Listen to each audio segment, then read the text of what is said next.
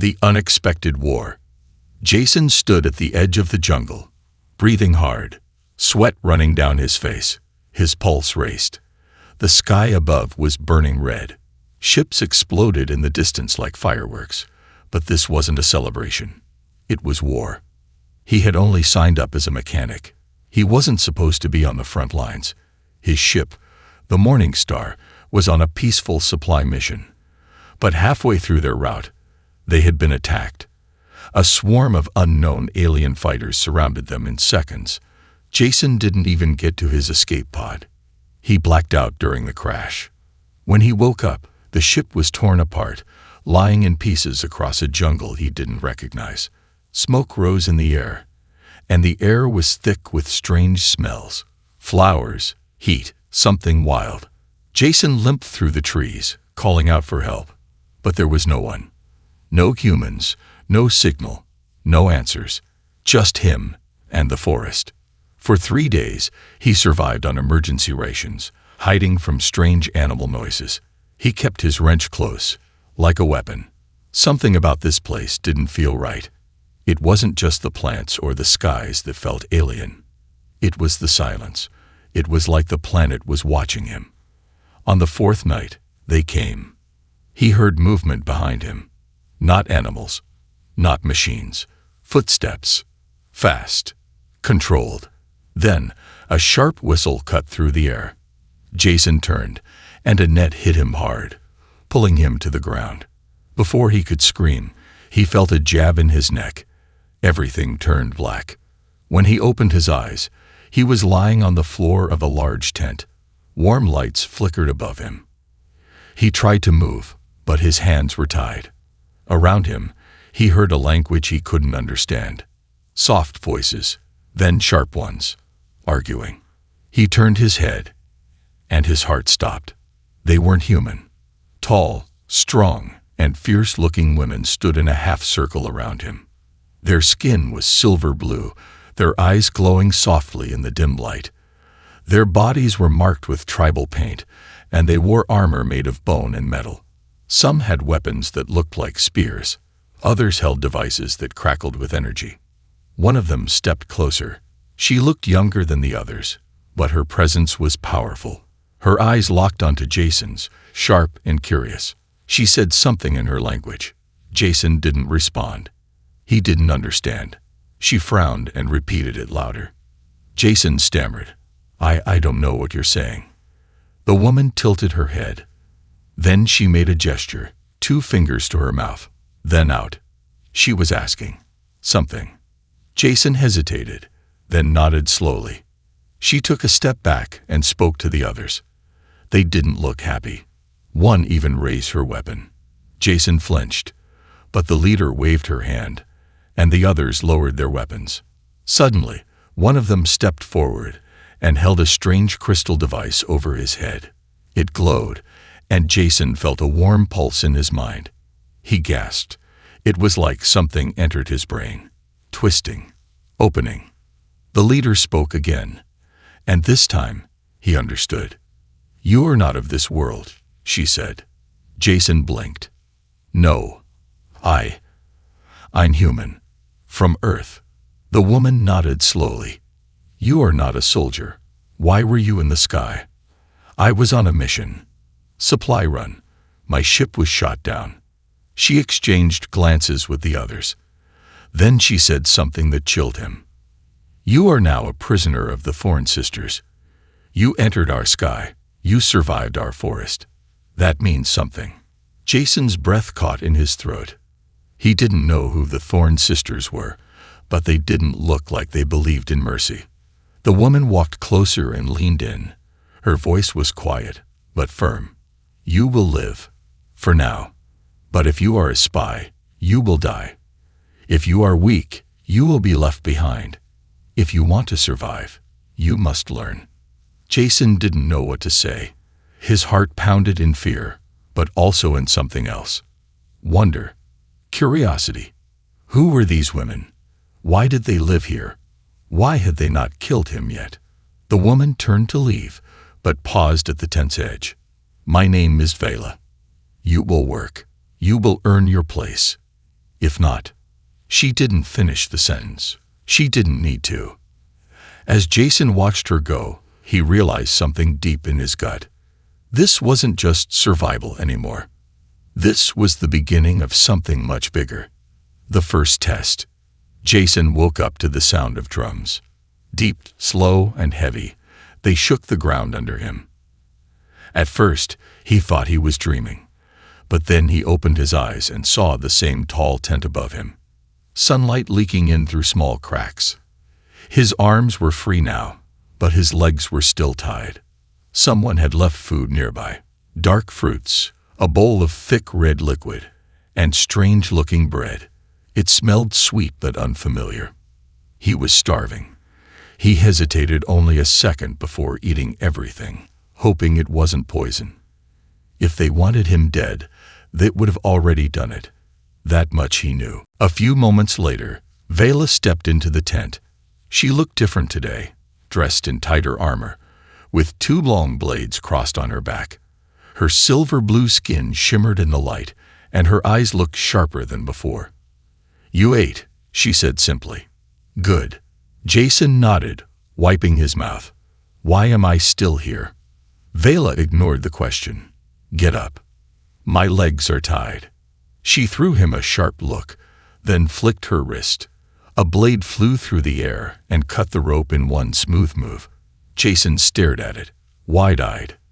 "That was a warning," she said. "Now stand." Jason slowly got to his feet. His legs were weak, but he didn't want to show it. Vela turned and walked out. Jason followed. Outside, the village was alive. Dozens of alien women moved between huts made of bones, vines, and strange glowing materials. Some trained with weapons, others carried heavy tools or armor. They were strong, muscular, focused, and none of them looked happy to see him. They whispered as he walked by. Some stared like he was an animal. Others looked ready to fight. Jason kept his head down. Vela led him to a circle in the center of the village. It was marked with symbols, painted in red and black. Standing at the edge were 5 warrior women, each holding different weapons, spears, staffs, curved swords. Vela turned to him. "This is your first test. You survive, or you die." Jason blinked. "Wait, what? I'm not a fighter." She raised an eyebrow. "Then learn fast." One of the warriors stepped forward. She was taller than Vela and looked stronger, with a scar across her cheek. She pointed at Jason, and then motioned for him to come into the circle. Jason looked at Vela. "You're seriously making me fight her." "She won't kill you," Vela said, "unless you make her." Jason's heart pounded. He had no weapon, no armor, no training. He stepped into the circle anyway. The warrior came at him fast. He barely had time to duck. Her staff swung over his head with a whoosh. Jason stumbled backward, tripped and fell. The crowd laughed. He scrambled up, breathing hard. She attacked again, this time sweeping low. Jason jumped, but not fast enough. The staff hit his leg and sent him crashing down. Pain shot up his thigh. Vela's voice cut through the noise. "Use your head, not your strength. You are not one of us. But that doesn't mean you are useless." Jason got up, blood in his mouth from the fall. He watched the warrior carefully. She was fast but followed a pattern. 2 steps forward, then a sweep. She circled left, always left. This time, when she came in, Jason didn't try to block her. He stepped into her swing and grabbed the end of her staff with both hands. It shocked her. For a second, she froze. Jason twisted, pulling the staff down. She lost balance. They both fell, but this time, Jason rolled to his feet first and threw her staff out of the ring. The crowd went silent. The warrior growled but raised her hand, a sign of surrender. Jason was panting hard, his chest burning. His arms shook, but he was still standing. Vela stepped into the ring, her face unreadable. Then, slowly, she nodded. "You passed." Jason stared at her. That was passing. Barely, she replied. "But it is enough. For now." Later that night, Jason sat near the fire with a piece of fruit in his hand. His whole body ached. But inside, he felt something strange. Pride. He had survived their first test. Maybe not with grace, but he had done it. The same warrior who fought him walked past. She didn't speak, but she gave a slight nod.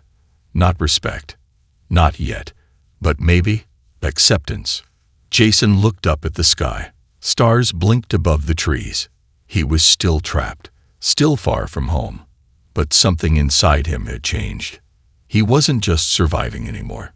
He was starting to belong. The blood oath. Jason woke with a sharp pain in his shoulder. His muscles throbbed from the fight, but his mind was alert. Something had shifted. The village wasn't ignoring him anymore. Eyes followed him now, not with hate, but with something colder. Curiosity. Judgment. Vela met him outside the tent. "You didn't die yesterday," she said. "Now comes the hard part." Jason raised an eyebrow. That wasn't the hard part. Vela didn't smile. No. She led him through the jungle, far from the village. The path was narrow, wrapped in vines that glowed faintly in the shadows. Strange birds shrieked above. Jason's skin itched with sweat. They walked for nearly an hour without a word. Finally, they reached a clearing. In the center stood a stone altar, dark red stains across its surface. Around it were tall wooden poles, each carved with faces, some angry, some sad, some with eyes missing. Jason swallowed. This doesn't look like a friendly ceremony. Vela turned to him. Her voice was serious. "You want to live with us, be protected by us, eat with us. Then you must take the oath." "What kind of oath?" "The kind that stains." Before Jason could answer, 5 warriors stepped out from the trees. One of them was the same woman he had fought. Her scar caught the sunlight. She carried a blade that shimmered with a faint blue light. The others held cups made from hollow bones. Jason looked around. "What exactly are we doing?" Vela stepped forward. "This is our right of trust. You shed blood with us. You offer your skin, your fear, and your will. In return, you are no longer a stranger. You become part of our fire."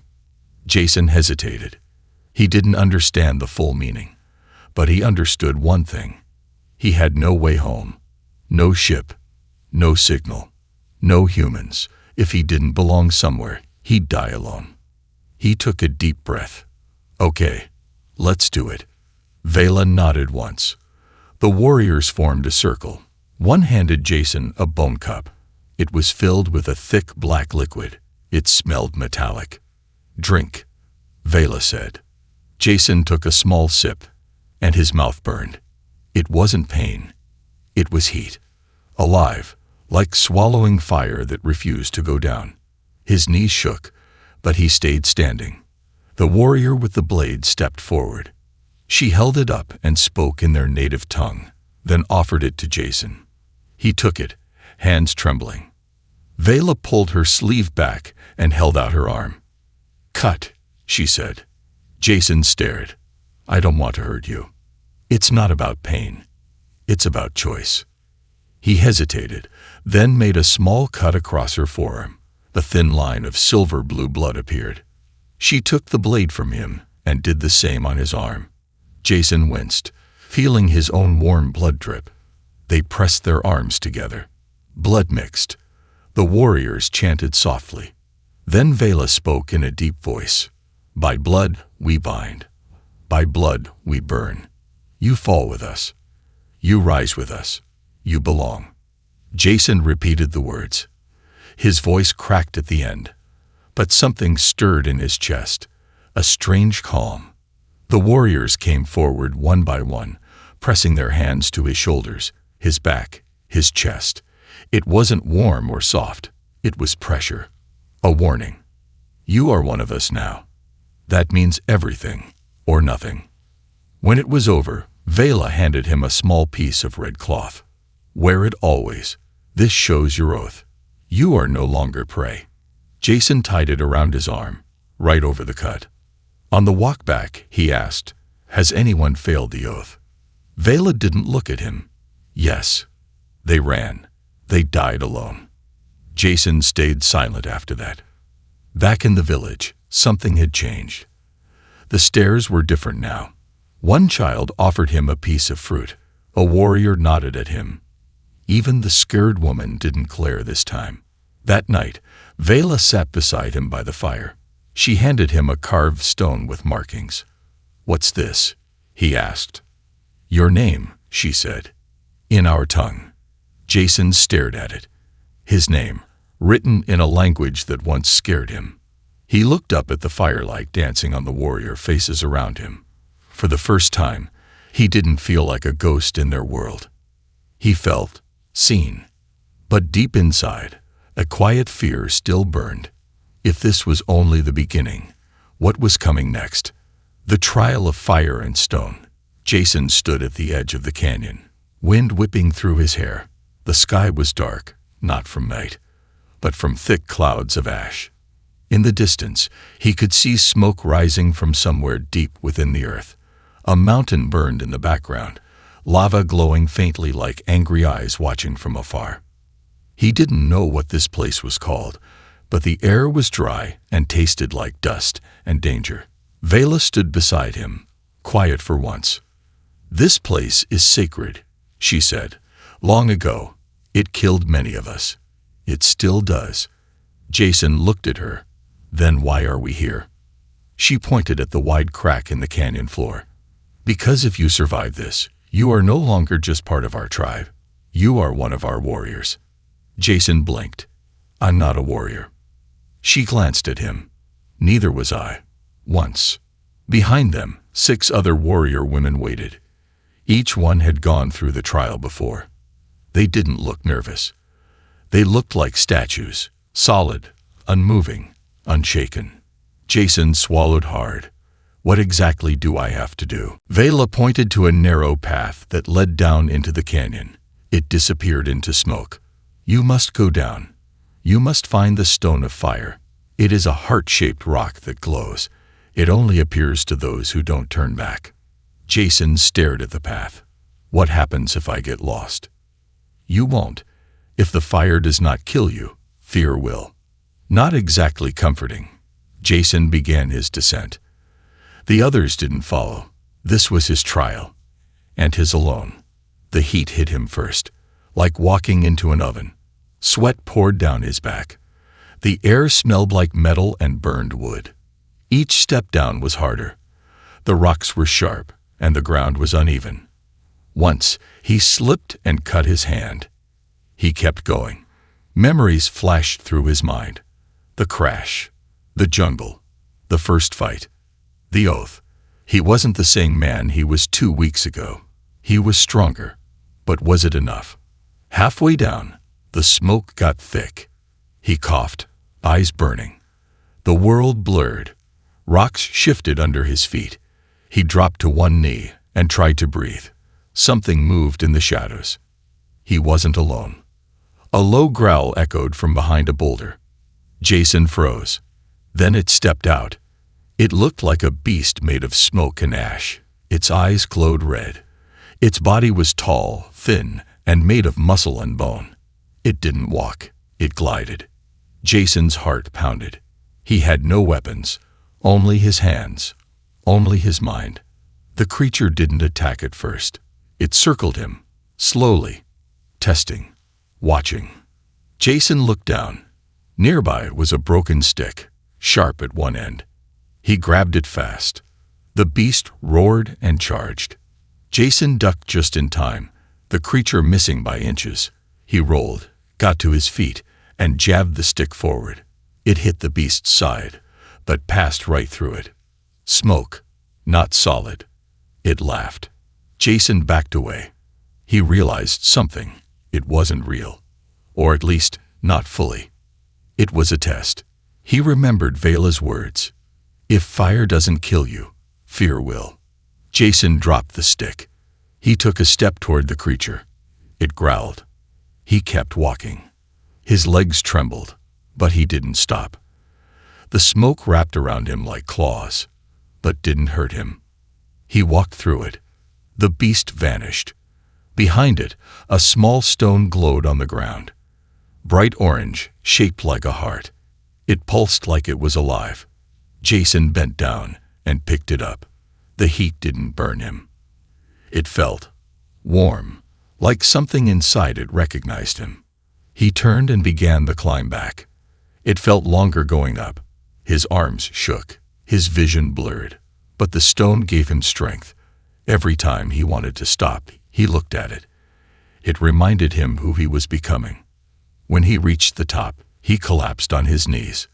The warriors stood in silence. Vela stepped forward.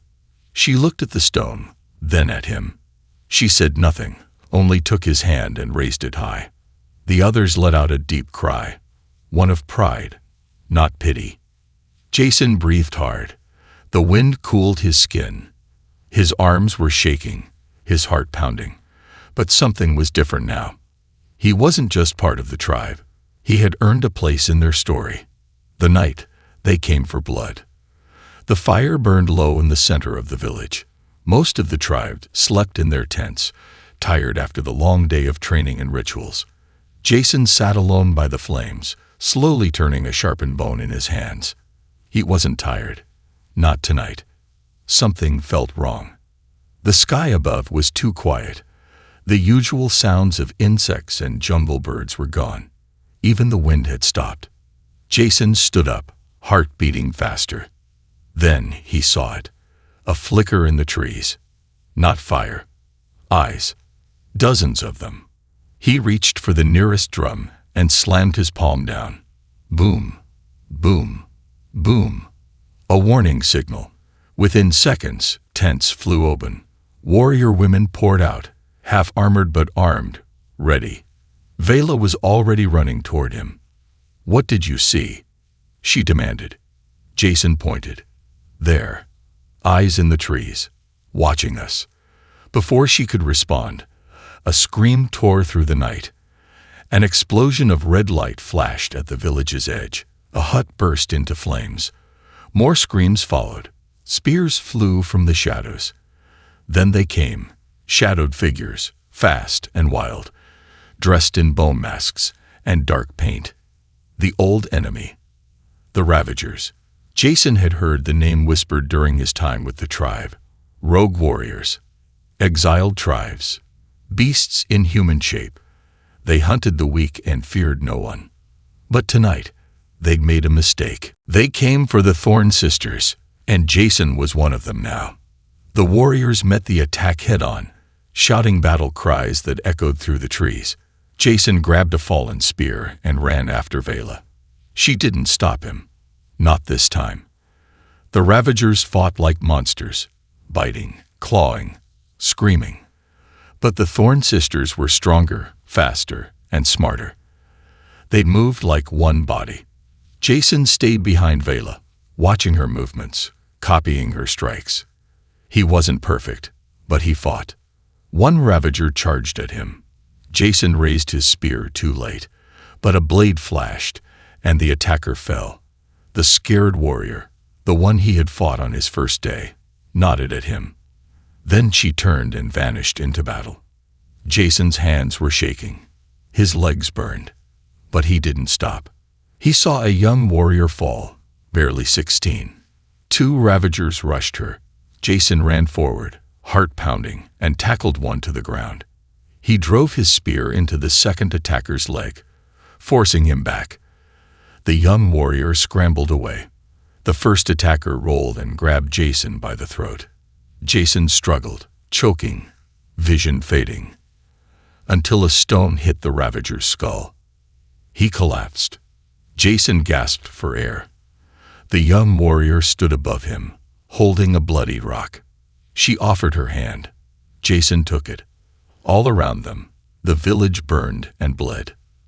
But they were still standing. By dawn, the attack ended.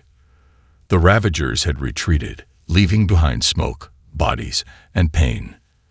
The Thorn Sisters lost 5 warriors that night. Vela stood over the dead in silence, her face cold. Jason helped dig graves. He didn't cry, though he wanted to. As they buried the last warrior, Vela spoke without looking at him. "You fought like one of us." Jason said nothing.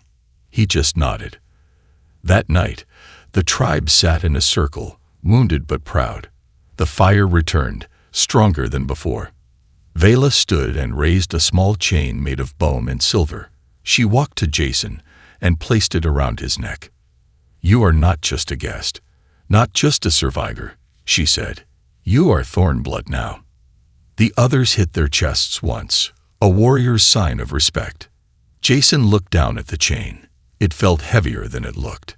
Not just a necklace. It was a vow. He had bled for them, fought beside them, saved one of their young. He had earned his place. But deep in the forest, far beyond the firelight, something else watched. Something worse than ravagers. And it wasn't done with him yet. The one who hunts in silence. 3 nights after the attack, the jungle was still. Too still. The wind didn't move. No birds called. No insects hummed. Even the fire cracked more softly, like it, too, was holding its breath. Jason couldn't sleep. His body still hurt from the battle. But that wasn't why he stayed awake. It was the silence. The deep kind. The kind that comes before something terrible. He sat alone, back against a tree, spear across his lap. Then he heard it. Not footsteps, not growls. Breathing. Slow. Close. Behind him. He turned fast, spear raised. Nothing. The tree line was empty. But something had been there. He felt it. The next morning, one of the scouts was missing. Her name was Airy. She was quiet, skilled, barely left tracks. If anyone could survive alone, it was her. But her blood was found near the edge of the sacred canyon. Her blade was broken in 2. Vela called a meeting. The tribe gathered, tense and silent. She was taken, Vela said, but not by ravagers. Jason stepped forward. "How do you know?" Vela held up a torn cloth. Dark, not black like the ravagers, but midnight blue. It shimmered in the sun. "This belongs to something else. Something older." Whispers spread like smoke. The name passed through lips. The Silent One. Jason frowned. "What is that?" The warriors looked at each other. Even the strongest of them seemed afraid. Vela finally spoke. "A ghost. A hunter. It lives deep below the mountain. It doesn't lead armies. It doesn't need to. It comes alone. One by one, it takes what it wants." Jason didn't believe in ghosts, but something about her voice made him think twice. That night, another warrior vanished. Her tent was untouched, her blade still beside her. No struggle, no sound. Only a single mark burned into the ground, a perfect circle with a single line through it. Jason stared at it. It looked almost human, too clean, too smart. Vela's eyes locked onto his. "Why do the disappearances start after you are named one of us?" Jason stepped back. "What? You think I brought this?" "Not by choice," she said slowly. "But maybe something followed you." The tribe was quiet. Jason felt cold. He wanted to argue, but what if she was right?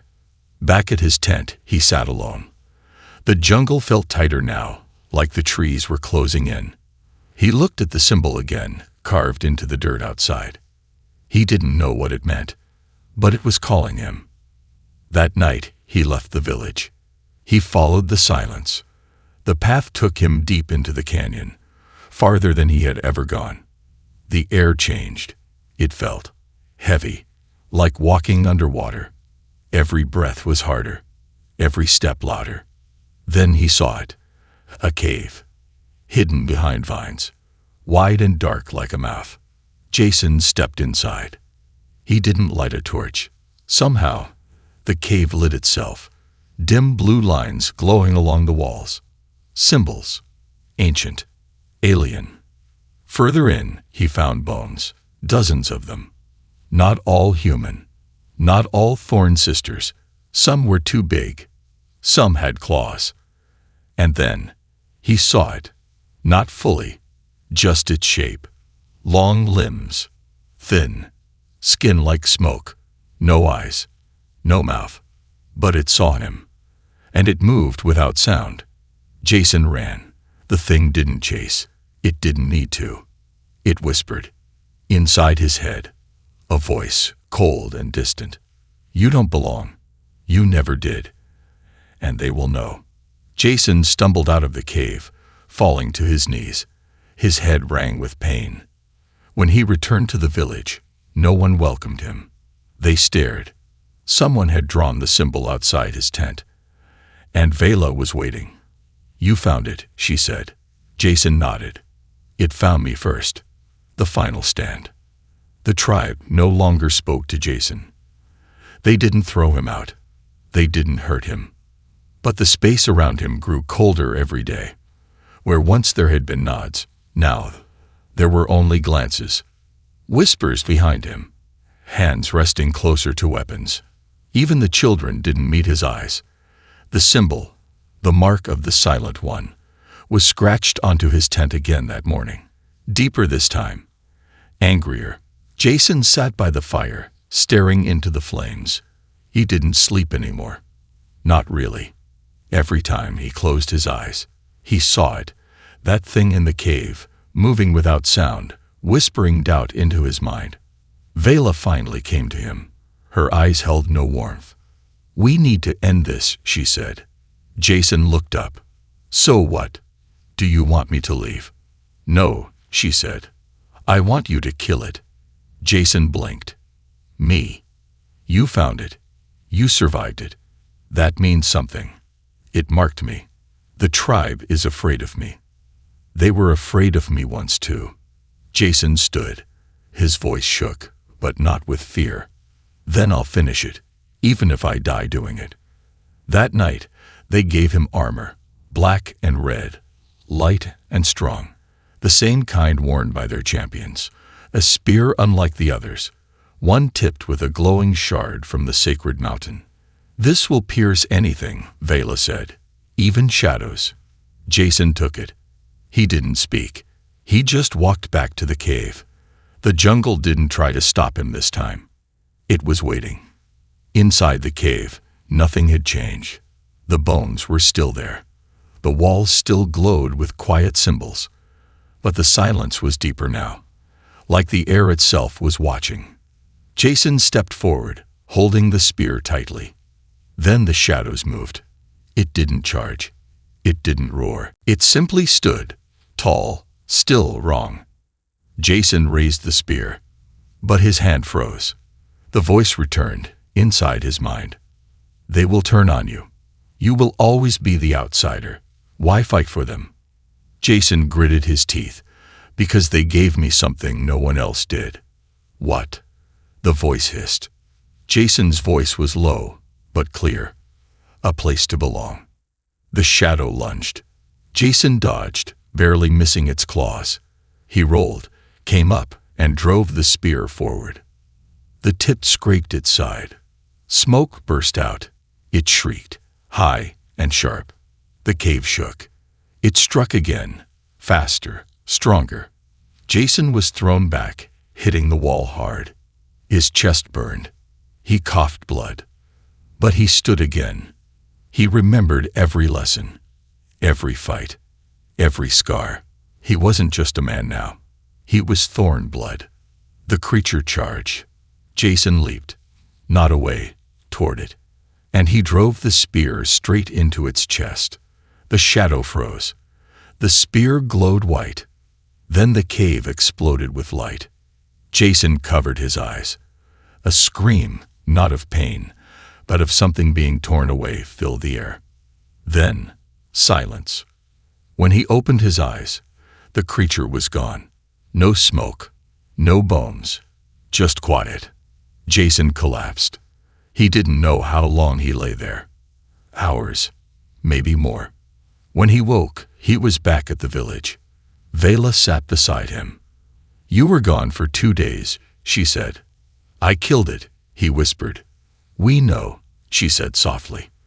The silence broke the moment it died. She held up the spear, burnt at the tip, but whole. You did what no one else could. You faced the one who hunts in silence. Jason sat up slowly. His body ached everywhere. Will they still fear me? Vela shook her head. No, not anymore. That evening, the tribe gathered. Not to fight, not to judge, to honor. Jason stood before them, the broken piece of the spear tied around his neck. The warriors hit their chests once, then twice, a sign not just of respect, but of kinship. Vela stepped forward and said the words that no outsider had ever heard before. You came as a stranger. You became one of us. And now, you are our shield. Jason didn't cry, but inside, a wall he had carried his whole life quietly fell away. He looked around at the faces that once feared him. And now, they called him brother. And just like that, the man who fell from the sky became a legend among the stars, not because he was the strongest or the fastest, but because he refused to give up on those who believed in him, even when they forgot how to believe in themselves.